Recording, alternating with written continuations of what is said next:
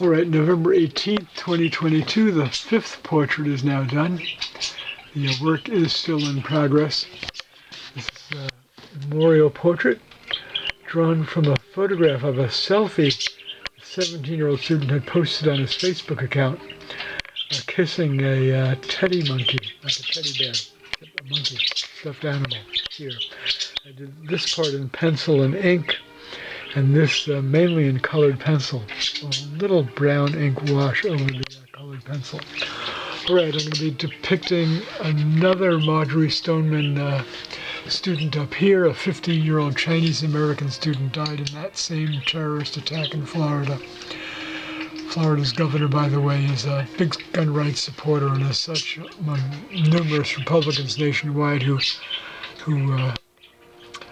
call themselves pro-life, but their actions speak louder than words with their embrace of gun rights and the slaughter that takes lives of over 40,000 Americans every year.